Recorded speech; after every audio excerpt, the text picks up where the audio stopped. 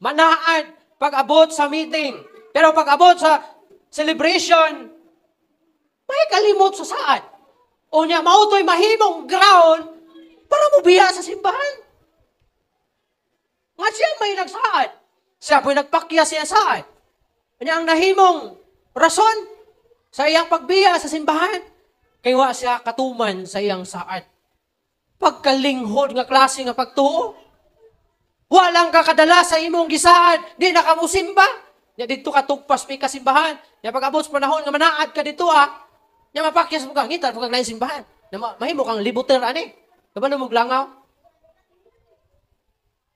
Ngun nila kadang langaw nga pulag lubot. Sige daw nag ambak-ambak.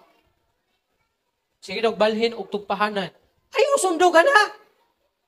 Man ako na ay mag-commit sa inyo karon Sunday na mao ninyo dalahon. Kung mapakyas ka man, wala tayo mahimo na. Kita ka mga sirkumstansya. Alang nga ihawon ka. Di para lang yun makahatag ka. Kung saan po, nagsaan si Rizami o iman o litson. O niya, mapakyas siya.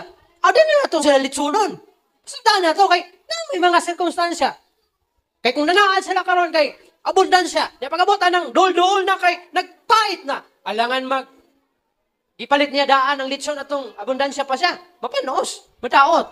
O, di ba? Ano na siya? Dili unta nga mahimong ground na ikaw mo talikod, na ikaw mo biya, na ikaw mo mabugdaw kay wa ka nakatuman sa imong saan.